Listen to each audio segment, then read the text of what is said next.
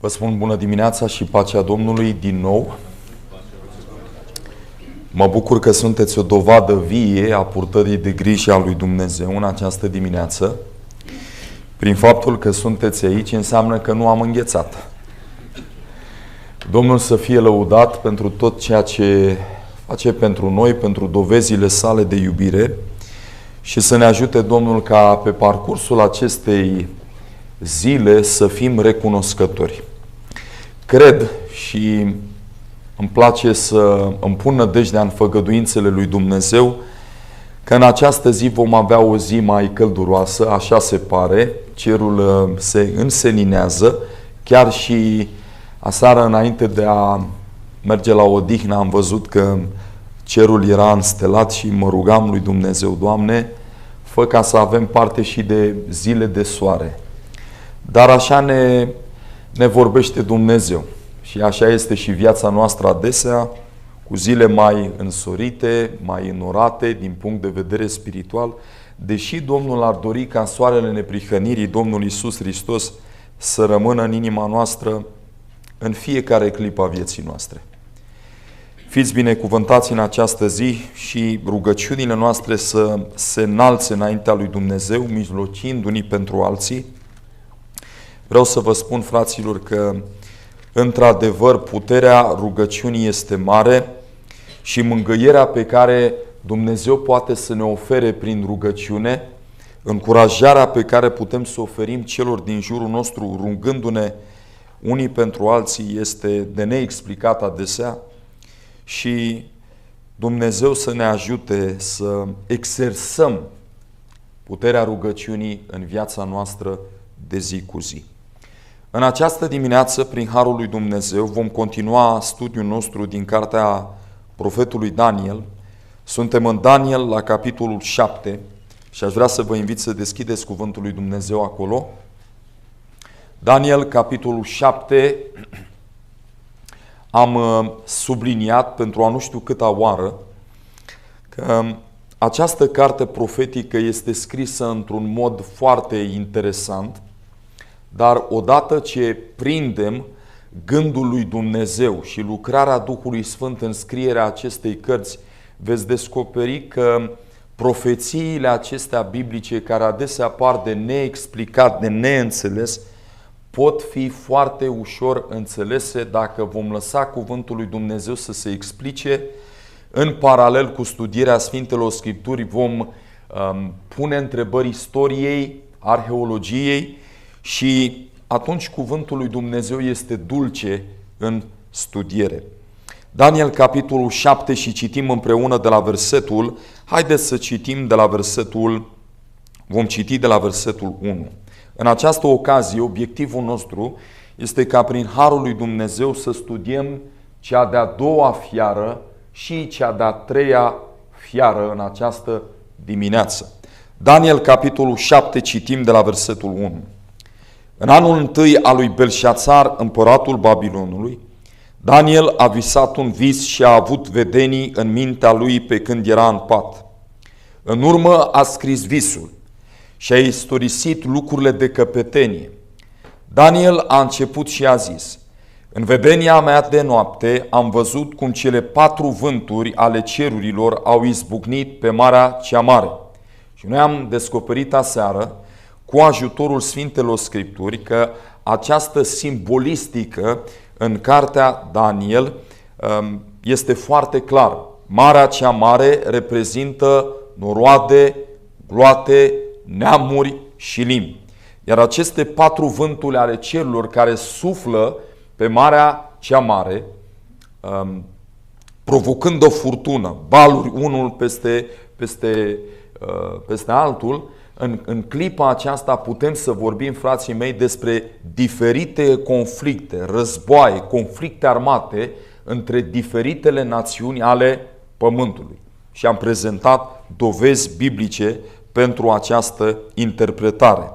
Și 4 fiare mari au ieșit din mare, deosebite una de alta. 4 fiare, vorbim despre 4 națiuni, 4 împărății ce au un rol în istoria profetică, biblică, în relație, atenție, în relație cu poporul lui Dumnezeu.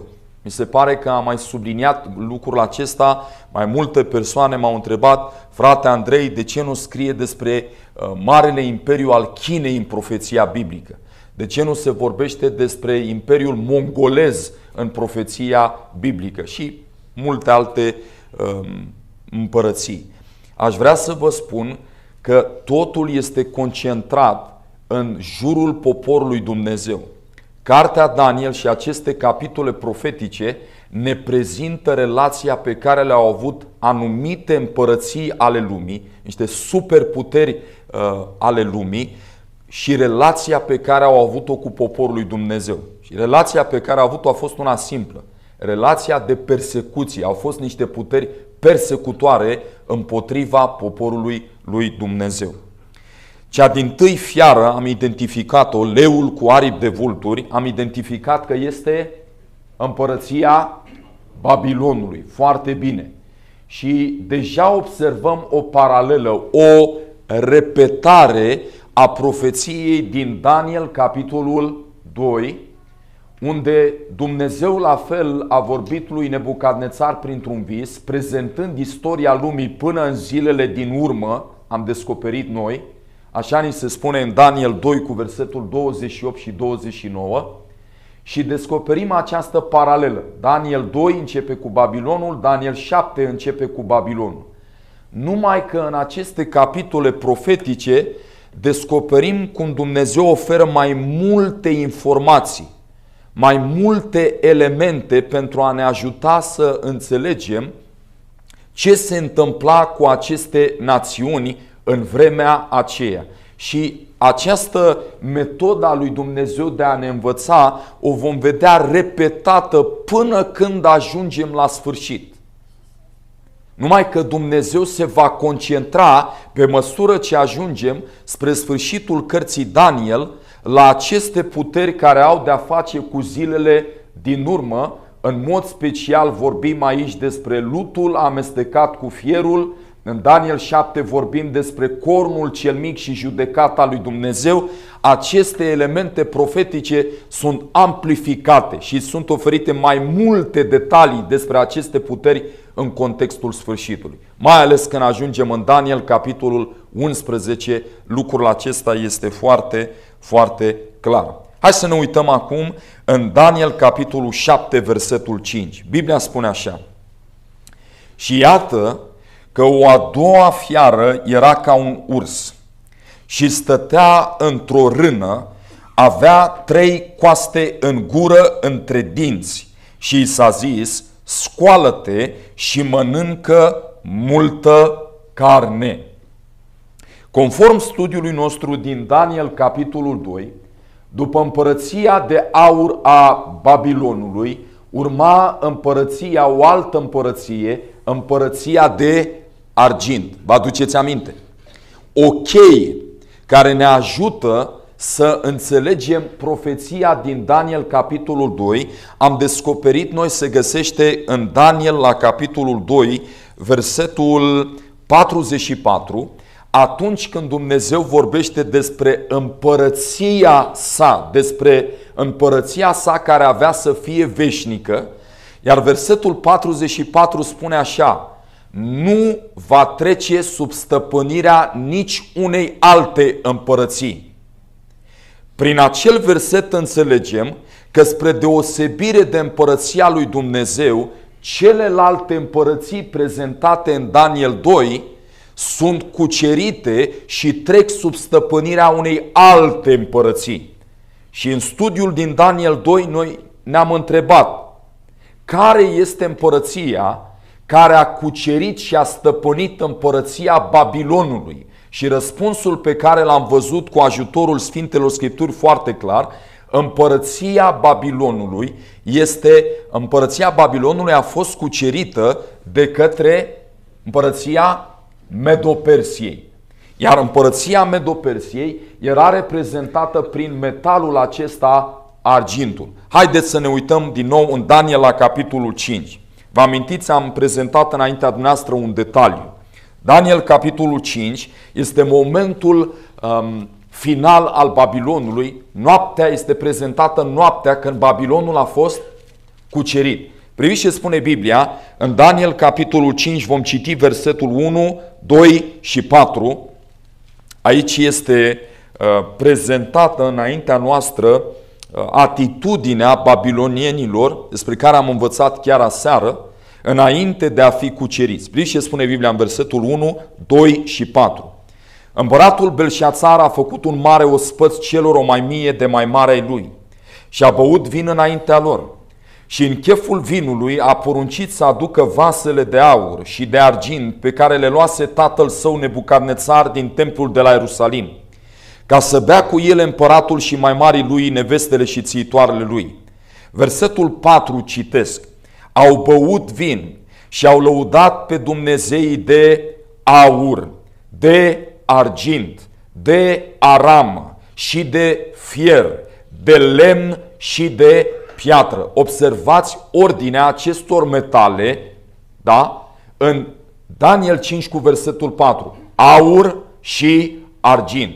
Dați pagina și vreau să vedem momentul în care Daniel se adresează lui Nebucadnețar. Daniel capitolul 5 și citim împreună de la versetul 22.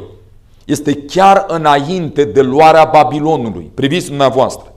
Dar tu, Belșațar, fiul lui, nu ți-ai smerit inima, măcar că ai știut toate aceste lucruri, ci te-ai înălțat împotriva Domnului cerurilor, vasele din casa lui au fost aduse înaintea ta și ați băut vin cu ele, tu și mai marii tăi, nevestele și țiitoarele tale, atenție, ai lăudat acum pe Dumnezeii de argint, de aur, de aramă, de fier și lista continuă.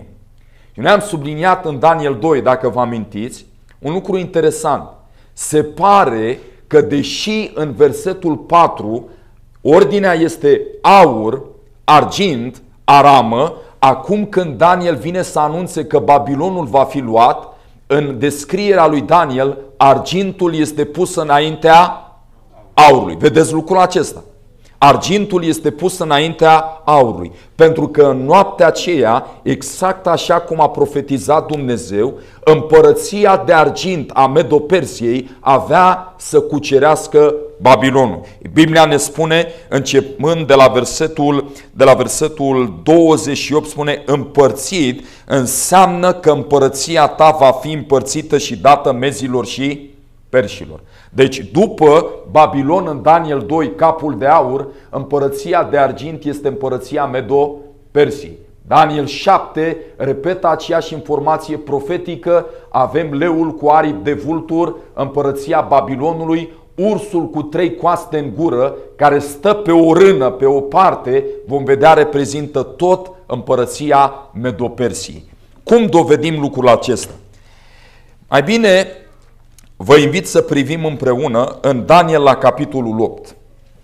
Daniel 7 spune că ursul acesta stă pe o parte. Da?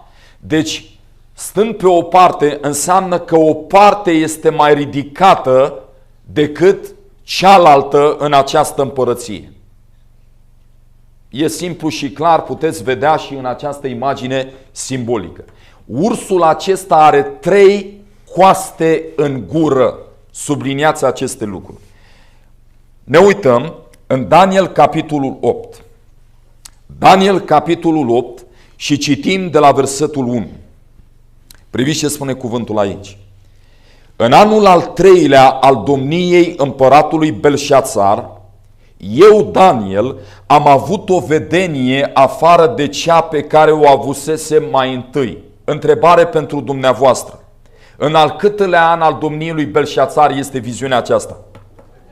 În anul al 3-lea. De aceea spuneam aseară, ordinea cronologică a cărții Daniel este 1, 2, 3, 4, 7, 8, 5, da? Și vom învăța mai departe. Dar vreau să știți un lucru.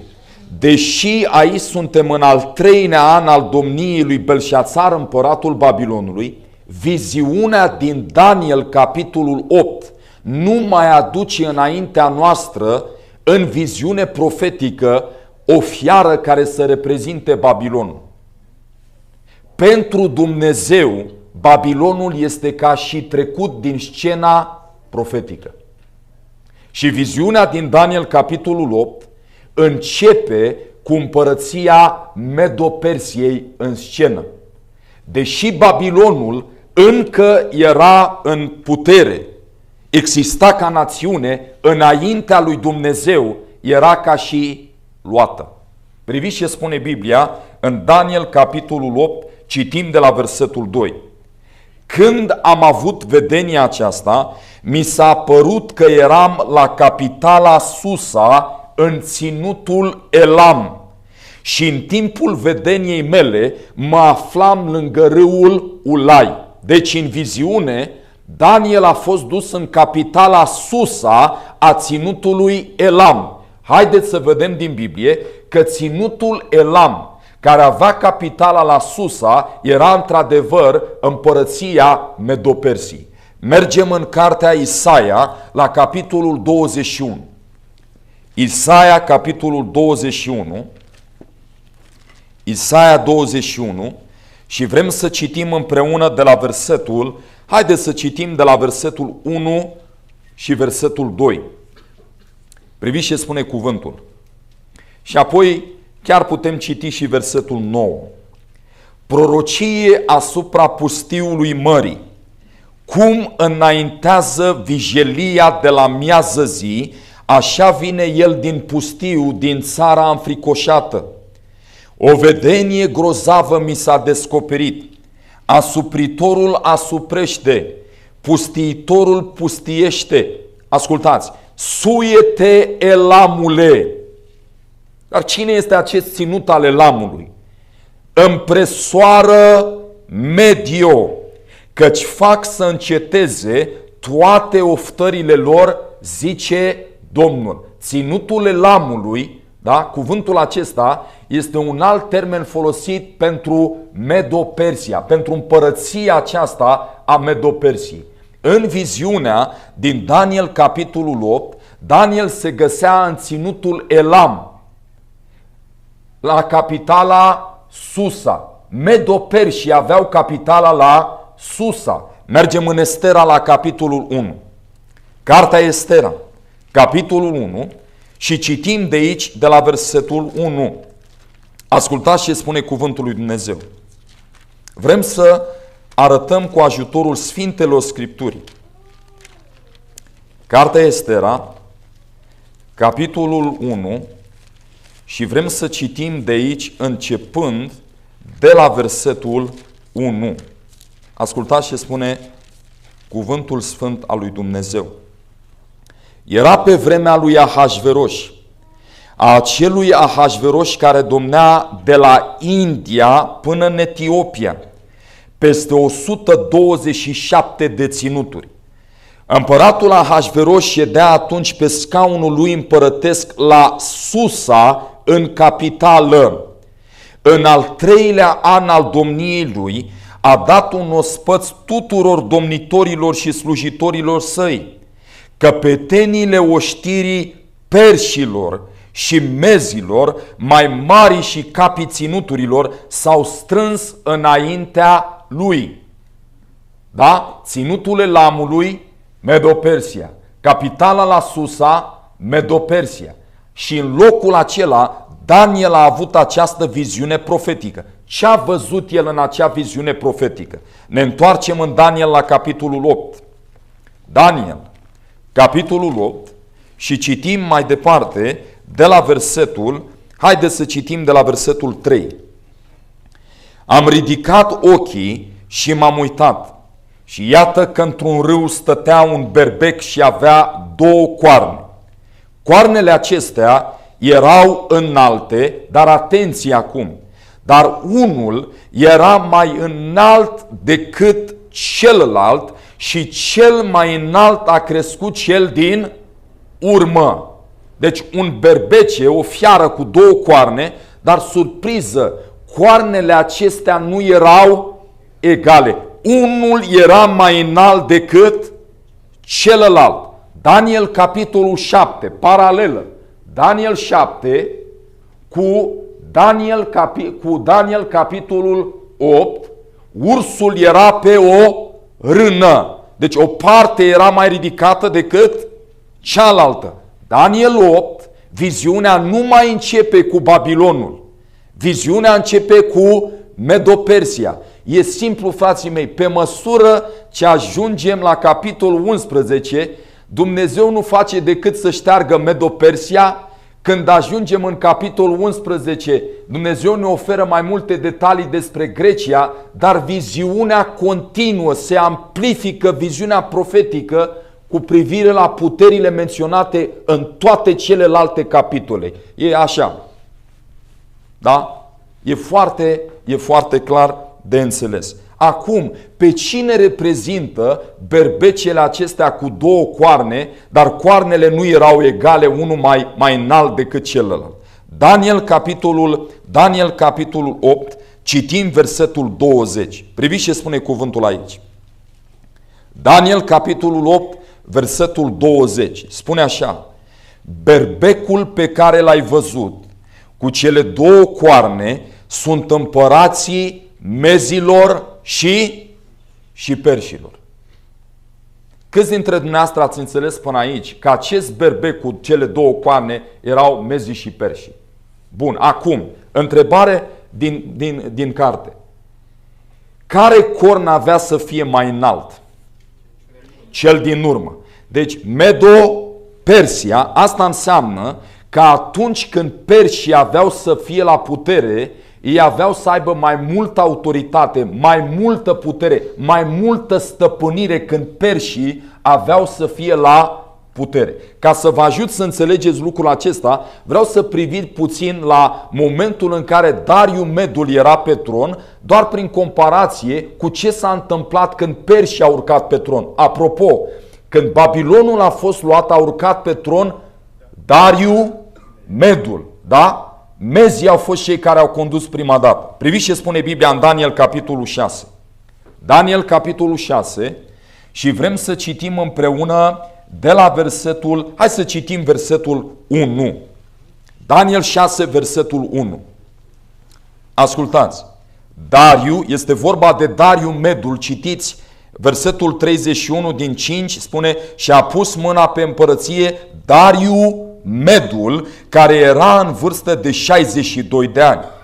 Dariu a găsit cu cale să pună peste împărăție 120 de dregători care trebuiau să fie răspândiți în toată împărăția. 120 de dregători, pentru că erau 120 de provincii sub conducerea mezilor. Ne întoarcem în Estera și aș vrea să vedeți acum în timpul perșilor cât de larg răspândit era împărăția Persiei. Cartea Estera, capitolul 1. Estera, capitolul 1, și vrem să citim de aici, de la versetul 1. Atenție!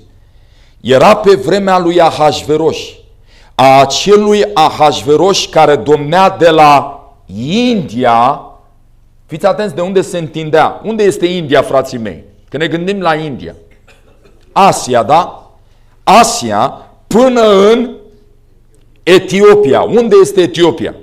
Africa. Până în Etiopia, peste 127 de ținuturi. Observați, mai mult teritoriu, mai multă stăpânire. Dumnezeu a spus perșii aveau să aibă mai multă autoritate. Un corn avea să fie mai înalt decât celălalt. Și veți descoperi că chiar și în cartea Daniel, după ce iese din scenă Dariu Medul, ca în cartea Daniel se vorbește despre Persia. Până la sfârșitul cărții Daniel se subliniază această împărăție a perșilor. Chiar în cartea Estera veți descoperi, acolo unde am citit, Estera capitolul 1, se vorbește despre căpetenia perșilor și mezilor. Nu mezii și perșii. Perșii sunt subliniați primii. Berbecele cu două coarne reprezintă împărăția Medo-Persiei. Dar ursul acesta spune că avea 3 coaste în gură. Dacă ursul reprezintă o împărăție, o națiune, o putere politică, ce să reprezinte aceste 3 coaste din gură? Coastele sunt niște oase. Da? Coastele sunt oasele care apără niște organe vitale. Da? Și înainte ca să ai niște coaste în gură, coastele acestea au fost găsite foarte clar într-o altă fiară, într-o altă împărăție.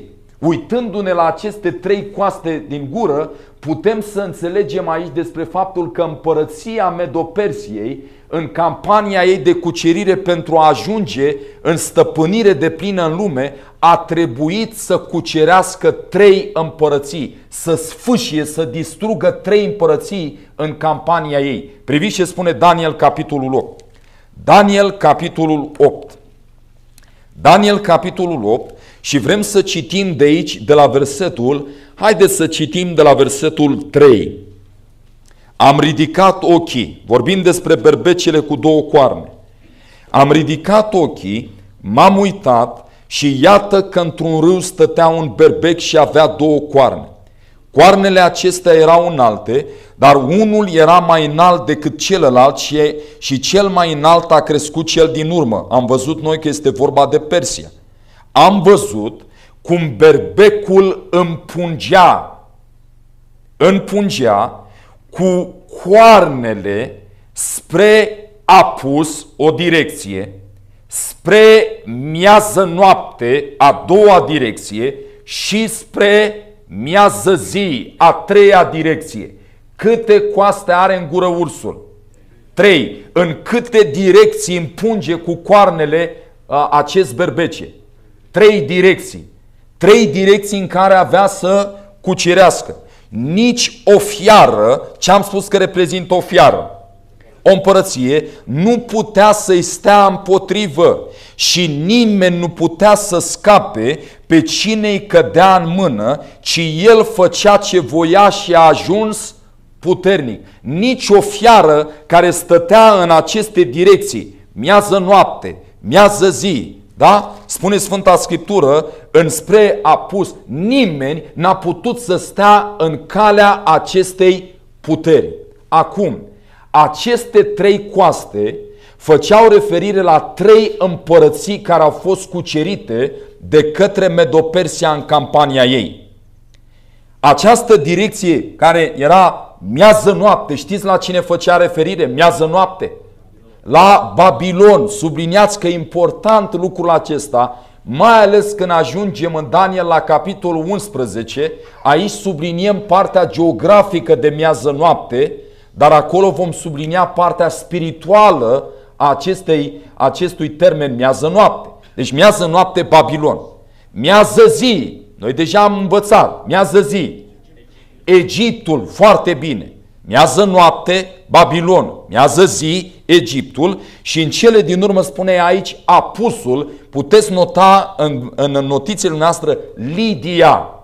Era acea națiune care a fost cucerită de Medo-Persia. Lidia, Egipt și Medo-Persia, cele 3 mari împărății cucerite de Medo-Persia în campania ei, înainte de a ajunge în stăpânire deplină în lume, la momentul acela al istoriei Pământului. E clar lucrul acesta. Scriptura spune 3 coaste în gură, oase. Priviți ce spune Biblia în Ieremia la capitolul 50. Ieremia 50, vă puteți gândi și la acea viziune a lui Ezechiel, unde poporul lui Dumnezeu este asemănat cu niște oase uscate. Ieremia 50, versetul 17. Citesc de aici. Israel este o oaie rătăcită pe care au gonit-o leii. Împăratul Asiriei a mâncat-o cel dintâi și acesta din urmă i-a zdrobit oasele. Acest Nebucadnețar, împăratul Babilonului. Oasele acestea făcând referire la națiunea poporului, da, lui Israel. 3 oase, 3 coaste, 3 împărății cucerite de Medo-Persia. Iar în Daniel capitolul 7, ursului acesta îi se spune: scoală-te și mănâncă multă carne, adică cucerește. Deuteronom, capitolul 32. Deuteronom, capitolul 32, și vrem să citim versetul 42. Deuteronom 32, versetul 42. Vreau să vedeți că această campanie de cucerire, aceste războaie pe care aveau să le aibă medoperșii, sunt prezentate ca și cum un animal mănâncă, sfâșie carne. 32:42. Sabia mea le va înghiți carnea și îmi voi îmbăta săgețile de sângele celor uciși și prinși. Cum sabia să mănânce carne? Scoală-te și mănâncă multă carne, adică cucerește. Și exact așa s-a întâmplat. Deci cea de-a doua fiară din Daniel capitolul 7, ursul cu 3 coaste în gură, reprezintă împărăția Medo-Persiei. Ați înțeles lucrul acesta? Mă bucur. Acum, în viziunea din Daniel capitolul 2, urmează o a treia împărăție. O a treia împărăție, împărăția de Aramă. Foarte bine, ne aducem aminte de cheie. Daniel 2:44 spune: împărăția cea veșnică a lui Dumnezeu, spre deosebire de celelalte împărății, nu va trece sub stăpânirea unei alte împărății. Și atunci întrebarea este: care este acea putere, acea națiune, acea împărăție care din punct de vedere profetic, istoric, arheologic a cucerit împărăția Medo-Persiei? Și noi am văzut deja că această împărăție este împărăția Greciei, Marele Imperiu al Greciei. Priviți ce spune Biblia în Daniel 2. Vreau să observăm paralela dintre 2 și 7. Daniel capitolul 2. Daniel capitolul 2. Daniel 2. Este important să mergem la pas, pentru că atunci când vom ajunge la fiara a patra și cornul cel mic, care au de-a face mult cu timpul în care trăim, trebuie să avem deja această temelie sub picioarele noastre. Daniel capitolul 2, versetul 39 spune așa: după tine se va ridica o altă împărăție mai neînsemnată decât a ta, apoi o a treia împărăție care va fi de Aramă și va stăpâni peste tot pământul. Subliniați această expresie: va stăpâni peste tot pământul.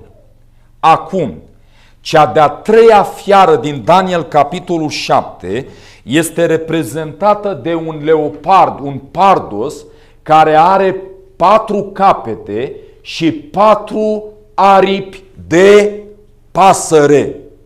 Acum, vreau să vă întreb pe dumneavoastră: când vă gândiți astăzi la cel mai rapid animal terestru, cel mai rapid animal terestru, da? Știți care este? Am înțeles mai nou că cercetătorii ar fi descoperit pe cineva mai rapid decât ghepardul. Nu sunt la curent, dar am citit un articol. Dar sunt mai multe acelea care susțin că ghepardul este cea mai rapidă felină, cel mai rapid animal terestru de pe pământ, pleonasm, da? Dar înțelegeți, arată la rapiditate, iuțime. E clar lucrul acesta? Hai să ne uităm în cartea Habacuc la capitolul 1. Habacuc, capitolul 1. Habacuc, capitolul 1, și vrem să citim de aici, de la versetul 6. Habacuc, capitolul 1, și vom citi de la versetul 6, versetul 8. Ia ascultați. Caii lui sunt mai iuți decât leoparzii, mai sprinteni decât lupii de seară. Deci cum sunt leoparzii prezentați? Ca fiind cum? Iuți, rapizi. Deci avem un pardos, ăsta este deja rapid. Dar Biblia spune că pardosul acesta are 4, nu 2 aripi, 4 aripi de pasăre. Ce am spus noi că reprezintă aripile în Sfânta Scriptură? Matei 23, cu versetul 37, Rut, capitolul 2, cu versetul 12, aripile arată mai întâi la protecție, apărare. Deci vorbim despre o națiune care era puternică, avea o apărare puternică, era solidă. 2. Aripile arată la viteză. Citim chiar aici în Habacuc, am citit despre viteza cu care zboară vulturul.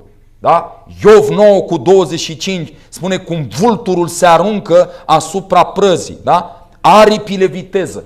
Deci ghepardul sau leopardul are viteză plus 4 aripi de pasăre. Vorbim despre o națiune care atunci când cucerea o făcea foarte repede, a cucerit lumea într-un timp foarte, foarte scurt.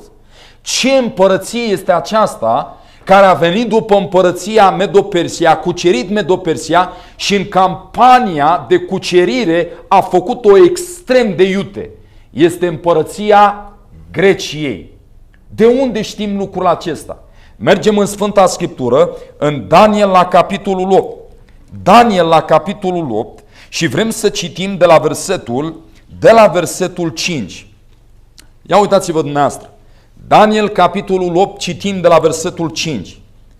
Pe când mă uitam cu băgare de seamă, iată că a venit un țap de la Apus. Și ascultați, și a cutreierat toată fața pământului, fără să se atingă de el.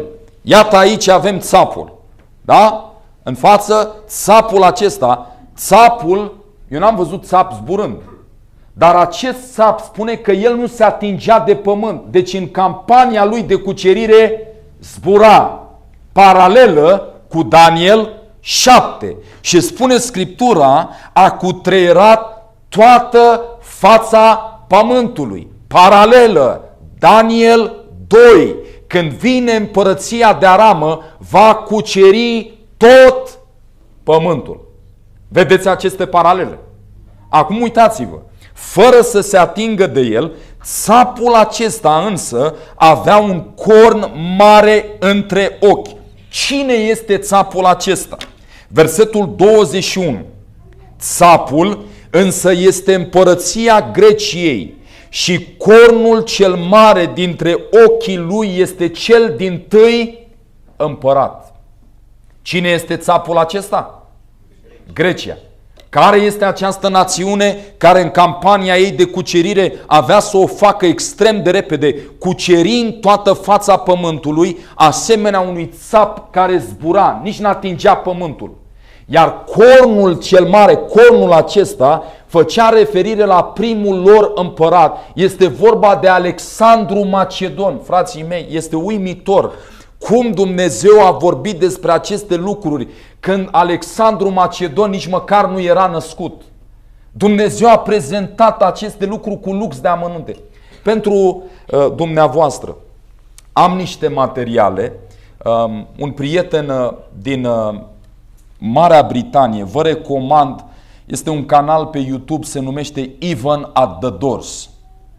Vreau să vă spun, fratele acesta, Adrian McQueen îl cheamă, are niște documentare, din punctul meu de vedere, eu nu am văzut documentare atât de bine structurate și, cum să zic, pregătite în mod special pentru cei din lume, din afara bisericii. Deci un om care nu are nimic de a face cu Dumnezeu, dacă și ia timp și urmărește un documentar din acela, tineri, cei care cunoașteți limba engleză, puneți subtitrare pe YouTube, urmăriți, la sfârșit îți vine să pui mâna pe Biblie și să te apuci să te întrebi ce se întâmplă. Pentru că prezintă, iar videourile lui în ultima perioadă au ajuns să fie blocate, cenzurate. Am subtitrat și eu un documentar legat de coronavirus. I-am dat drumul pe YouTube și pe Facebook și nici după 2 zile de când l-am pus pe internet, mi l-au scos și au zis că nu încalcă nu știu ce drepturi. Pentru că acolo e prezentată agenda aceasta întunecată cu privire la tot ce se întâmplă în lume. Și am niște materiale de la el, de la British Museum. Există acolo o galerie, un loc unde sunt prezentate diferitele națiuni mărețe, Babilon, Medo-Persia, Siria, Egiptul, Grecia antică și așa mai departe. Foarte interesant, fotografii cu niște monede, niște bani bătuți în vremea lui Alexandru Macedon. Și pe banii aceia sunt observate niște indicii foarte interesante. Este chipul Alexandru Macedon și în părul lui este prezentat un corn care iese din părul lui. Un corn. Monezile acelea le poți vedea și te întrebi ce caută o astfel de imagine. Mai mult decât atât, sunt picturi. Am văzut un mozaic unde este prezentată o bătălie între Alexandru Macedon și unul dintre liderii Persiei și știți, în acel mozaic, în acea pictură, să spun așa, este reprezentat Alexandru Macedon în timp ce stă pe un cal. Știți ce are sub el? O piele de leopard pe el. Și e foarte interesant, Alexandru Macedon este cunoscut în istorie ca având, în timp ce cucerea, avea leopard, piele de leopard sub el, pe el. Chiar și cei de la Hollywood au scos un film despre Alexandru Macedon și sunt scene după scene în care Alexandru Macedon este reprezentat ca având aceste piei de leoparzi pe el. Pentru că atunci când Alexandru Macedon a stăpânit lumea și era angajat în campania de cucerire a lumii, a făcut-o foarte repede. Ați auzit de falanga macedoneană? Știți că lumea de astăzi, vom ajunge în Daniel 10, în Daniel 11, arheologii și oamenii de istorie astăzi se miră cum Alexandru Macedon, cu o armată mult mai mică decât împărăția Persiei, a reușit să cucerească Persia. Însă puțin știu ei că în momentul în care Îngerul lui Dumnezeu a plecat de la împărăția Persiei și s-a retras, în momentul acela grecii au venit.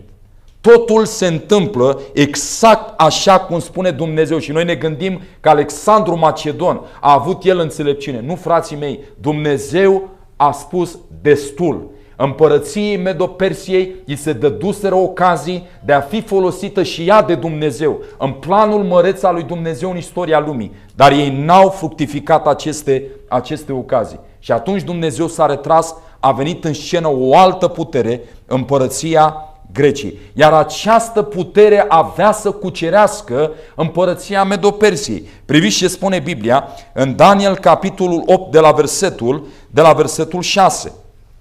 A venit până la berbecul care avea coarne și pe care îl văzusem stând în râu. Cine am spus că este berbecul? Medo-Persia. Și s-a repezit asupra lui cu toată puterea lui. L-am văzut cum s-a apropiat de berbec. S-a aruncat încruntat asupra lui. A izbit pe berbec și a frânt amândouă coarnele, fără ca berbecul să-i se fi putut împotrivi. L-a trântit la pământ, l-a călcat în picioare și nimeni n-a scăpat pe berbec din mâna lui. Țapul a cucerit berbecele. Grecia a cucerit Medo-Persia. E clar lucrul acesta. Versetul 8. Țapul însă a ajuns foarte puternic. Vreau să văd dacă nu ați dormit cu ochii deschiși în această dimineață. Vă aduceți aminte, am citit în cartea Estera peste câte ținuturi în Estera stăpâneau perșii. 127. Bine, de unde? Din India, Asia, până în Etiopia, adică Africa. Știți ce spune istoria? Când Alexandru Macedon a ajuns în cele din urmă în India, în capătul acela a început să plângă. Pentru că nu avea ce să mai cucerească. Însă Aici este lecția pentru sufletele noastre, frații mei. Alexandru Macedon a cucerit tot, numai nu s-a cucerit pe sine. Alexandru Macedon a cucerit tot, dar datorită poftelor, apetitul necontrolat, beția, băutura, patimile senzuale, Alexandru Macedon a murit tânăr. Și nici unul dintre urmașii săi nu s-a urcat la tron, exact așa cum Dumnezeu a profetizat. Când Alexandru Macedon a murit, el a dat ordin generalilor săi ca să aibă grijă fiii săi să urce, copiii săi, pe linia aceasta, să-i ajute, să-i susțină. De unde? Cum a murit Alexandru Macedon? Toată familia lui a fost măcelărită. Și nimeni din linia aceea nu a putut să urce pe tron. Iar cei 4 generali al lui Alexandru Macedon, Ptolemeu, Casandru, Lisimach și Seleucos, sunt cei care au împărțit și au divizat Imperiul Grec exact așa cum a spus Dumnezeu în profeție. Priviți ce spune Daniel, capitolul 8, versetul 8. Daniel 8, versetul 8. Țapul însă a ajuns foarte puternic, dar când a fost puternic de tot, i s-a frânt cornul cel mare. În locul lui au crescut 4 coarne mari în cele 4 vânturi ale cerurilor. Deci cornul s-a frânt. Acel împărat puternic iese din scenă. În locul lui, în Grecia, domnesc 4 coarne. Priviți ce spune Biblia în Daniel 8 de la versetul 21. Țapul însă este împărăția Greciei și cornul cel mare dintre ochii lui este cel dintâi împărat, Alexandru Macedon. Cele 4 coarne care au crescut în locul acestui corn frânt sunt 4 împărați care se vor ridica din neamul acesta, dar care nu vor avea atâta putere, pentru că ei au divizat marele acela imperiu în 4 părți: Casandru, Lisimach, Ptolemeu și Seleucos. Aceeași informație o găsim în Daniel 11. Prietenii mei, Daniel 11 ne arată cu ce să începem și pe baza la tot ce vom studia, noi știm ce trebuie să urmeze deja în Daniel 11. Priviți ce spune Daniel, capitolul 10 și 11 și vom încheia. Daniel, capitolul 10, versetul 20. Priviți ce spune Biblia aici. Daniel 10, versetul 20. El mi-a zis, știi, Gabriel vorbește aici lui Daniel, știi pentru ce am venit la tine? Acum mă întorc să mă lupt împotriva căpeteniei Persiei. Și când voi pleca, fiți foarte atenți, când veți studia Daniel 10, lupta aceasta nu era vorba de un război cu împăratul Persiei la momentul acela. Era vorba de un război al lui Dumnezeu pentru mintea liderului aceluia. Se depuneau eforturi mari la momentul acela ca poporul lui Dumnezeu să fie pus într-o lumină proastă și lucrarea lui Dumnezeu să nu poată înainta. Și Dumnezeu a trimis îngeri din ceruri să lupte pentru mintea acelui lider. Diavolul însuși era acolo. Vom studia când ajungem în Daniel capitolul 10. Și aici spune Scriptura așa: acum mă întorc să lupt împotriva căpeteniei Persiei. Cu alte cuvinte, acum mă duc să lupt, să-l conving să ia poziție de partea lui Dumnezeu. Îi spune și când voi pleca. Cu alte cuvinte, când nu mai pot face nimic. Când lucrarea s-a încheiat. Când voi pleca, iată că va veni căpetenia Grecii. De asta a căzut căpetenia Grecii. A căzut Medo-Persia. Pentru că îngerul lui Dumnezeu, pentru că puterea lui Dumnezeu s-a retras. Nimeni nu dădea vreo șansă Greciei împotriva Medo-Persiei. Nimeni nu dădea. La fel cum și astăzi, frații mei, ni se pare aproape imposibil, ca anumite națiuni de pe pământul acesta să se prăbușească. Se vor prăbuși, pentru că Dumnezeu a profetizat că se va întâmpla. Dar la data aceea să susții așa ceva era o nebunie. Să susții un astfel de lucru. Dar în ochii lui Dumnezeu nu este o nebunie. Fiți atenți ce spune acum versetul, hai să citim de la versetul 1, capitolul 11. În anul dintâi al lui Dariu, Medul, eram și eu la el ca să-l ajut și să-l sprijin. Acum îți voi face cunoscut adevărul. Iată că vor mai fi încă 3 împărați în Persia și cel de-al 4-lea va strânge mai multă bogăție decât toți ceilalți. Și când se va simți puternic prin bogățiile lui, va răscula totul împotriva împărăției Greciei. Dar se va ridica un împărat viteaz care va stăpâni cu mare putere și va face ce va voi. Și cum se va întări, așa se va și sfărâma împărăția lui. Și va fi împărțită între cele 4 vânturi ale cerurilor. Același limbaj din Daniel, capitolul 8. Același limbaj, dar nu între urmașii lui. Nu urmașii lui Alexandru Macedon aveau să urce pe tron. Și nici nu va fi tot atât de puternică pe cât era sub el, căci va fi făcută bucățele și va trece la alții afară de aceștia. Frații și surorile mele, Biblia a profetizat cu lux de amănunte. Împărăția Greciei avea să fie și ea la rândul ei nimicită. Alexandru Macedon avea să treacă din scenă. Generalii lui aveau să stăpânească împărăția, nu urmașii lui. Daniel subliniază acest lucru. Și apoi urmează o a 4-a împărăție, împărăția de fier. Și vom vedea această putere ca fiind Roma păgână în studiile noastre următoare. Alexandru Macedon a cucerit tot, dar nu s-a cucerit pe sine. Și frații mei, mă întreb în această dimineață dacă și noi ne putem găsi asemenea lui Alexandru Macedon. Suntem oameni care avem binecuvântări, ne putem uita la lucrurile materiale din jurul nostru, putem să ne gândim că stăpânim peste oameni, peste angajați, peste soție, peste copii, peste bani, peste averi. Dar există un teritoriu pe care Dumnezeu vrea ca noi să-l stăpânim dacă dorim să ajungem în împărăția lui Dumnezeu.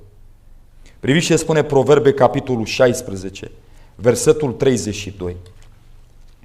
Și să ne ajute Domnul ca prin lucrarea Duhului Sfânt să înțelegem, iubiții mei frați, că acest teritoriu trebuie să fie supus, trebuie să fie controlat, trebuie să ne lăsăm modelați de lucrarea Duhului Sfânt în viața noastră. Acesta este dușmanul cel mai teribil în care noi avem de luptat.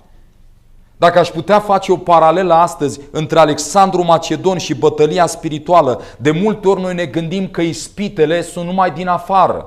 Problemele sunt numai din afară. Problemele sunt cu frații, cu surorile, cu comitetul, cu pastorii, cu prezbiterii, cu oamenii. Înțelegeți? Problemele sunt cu cei care sunt acolo. Dar Dumnezeu spune, așa este, va trebui să te împotrivești împotriva acelor lucruri. Dar mai există un teritoriu, un dușman de unde trebuie să fii foarte atent. Pentru că nimic nu mai este mai primejdios decât să te lupți încolo și din propria ta tabără cineva să te înjunghie. Și de multe ori uităm că aici avem un dușman. Priviți ce spune Biblia. Proverbe 16 cu versetul 32. Cel încet la mânie prețuiește mai mult decât un viteaz. Și cine este stăpân pe sine prețuiește mai mult decât cine cucerește cetăți. Cine este stăpân pe ce? Pe sine. Frații și surorile mele, un om slab este un om care se enervează. Un om slab. Un om mic în ochii lui Dumnezeu. Este un om care atunci când este provocat, el răspunde provocării. Un om puternic este un om care este călcat în picioare, batjocorit, calomniat, vorbit de rău, acuzat pe nedrept. Și el se poate uita în ochii acelui om și spune, te iert.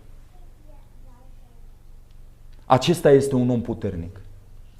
Și să ne ajute Dumnezeu ca în fiecare zi a clipe din viața noastră să știm că trebuie să fim stăpâni pe noi înșine. Lupta aceasta nu este deloc ușoară. Este o luptă în care suntem angajați în fiecare zi. Dar Dumnezeu să ne ajute să fim biruitori. Amin? Vă invit să ne rugăm. Tatăl nostru care tronezi în ceruri, îți mulțumim, Părinte Veșnic, pentru purtarea ta de grijă din timpul nopții. Îți mulțumim pentru că tu ai fost alături de noi. Îți mulțumim pentru binecuvântările tale. Îți mulțumim pentru cuvântul sigur al profeției. Pentru faptul că tu ai anunțat evenimente ce s-au întâmplat pe pământul acesta cu mult înainte. Pentru ca noi să avem încredere în cuvântul tău. Pentru ca noi să înțelegem că ceea ce este spus și despre viitor se va împlini la fel de sigur la momentul potrivit. Doamne, ajută-ne Tu să fim stăpâni pe noi înșine. Noi nu putem fără Tine. De aceea avem nevoie de Duhul Sfânt care să lucreze în noi și să ne transforme din slavă în slavă prin Duhul Domnului. Doamne, pune în inima noastră mai multă iubire, răbdare, blândețe și ajută-ne să învățăm de la Tine. Tu, mielul cel blând, care spuneai, veniți la mine cei trudiți și împovărați și eu vă voi da odihnă. Învățați de la mine, căci eu sunt blând și smerit cu inima și vom găsi o odihnă pentru sufletele noastre. O, Tată bun, avem nevoie să ne lăsăm transformați și schimbați prin Duhul Sfânt. Fii alături de noi pe parcursul acestei zile și ajută-ne să exemplificăm în vorbire, în purtare, trăsăturile de caracter sfinte. În numele lui Iisus te-am rugat și îți mulțumim. Amin.